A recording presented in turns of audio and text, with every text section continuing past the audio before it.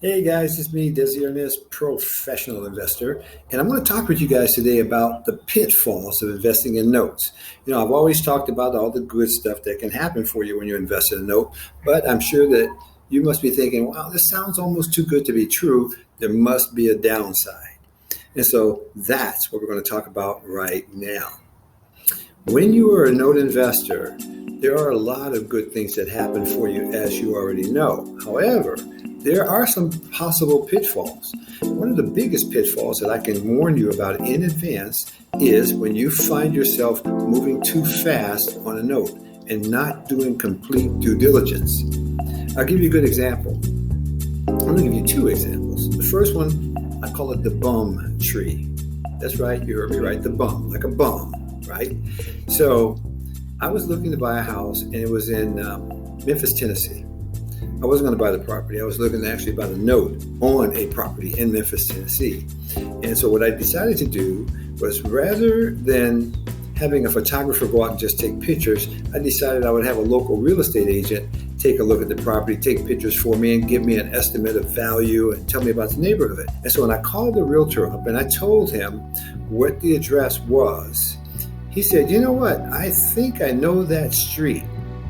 Let me just drive over there, and I'll call you when I'm over there. If it's where I think it is, I'll give you an update. Maybe half an hour or so later, he called me. He said, okay, I'm here, and I was right. He said, it's a nice house, and it's on a nice street, except there's one thing.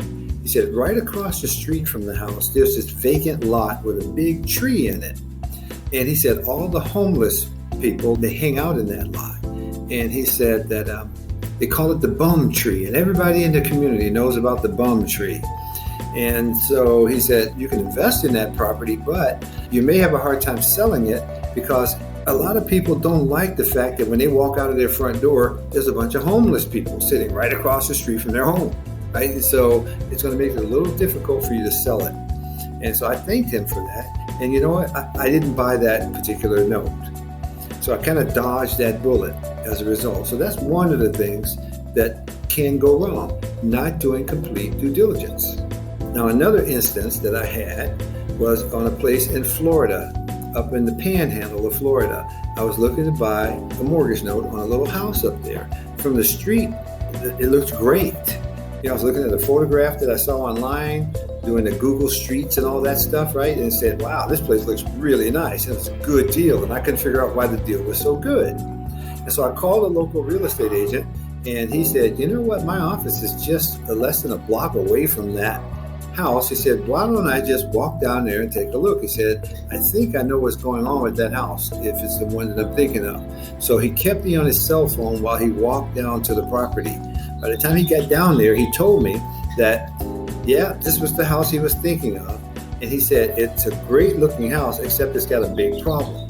The house is built on the side of a canyon, and in the back there are stilts that are holding up the house. And he said, when you go back there and you take a look, the stilts and the ground is eroding.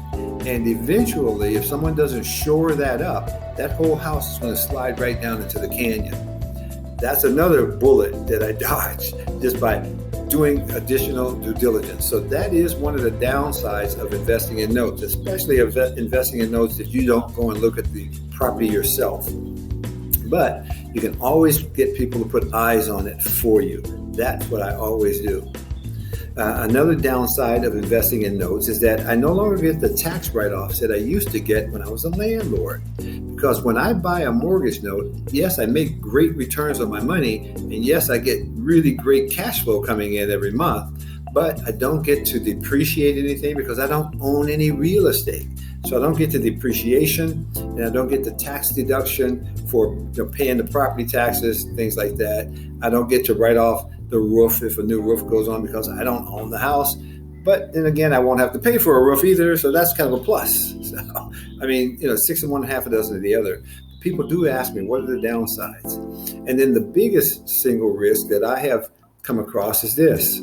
If you don't track the insurance on the property that is your collateral, if the insurance lapses, you'll need to put a policy on there in order to protect it, because if the place burns down, you'll have a mortgage on a vacant lot instead of on a house. So those are the biggest risks that I have seen in doing business as a mortgage note investor versus being a landlord or being a property flipper.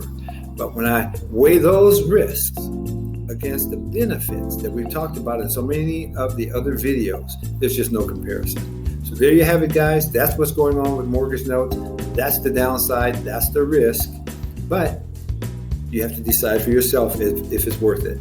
For me, it's totally worth it because I have passive income coming in every month and I don't have to deal with the property. I love that about investing in notes. Hopefully you'll love it too. God bless you, and I'll see you on the next video.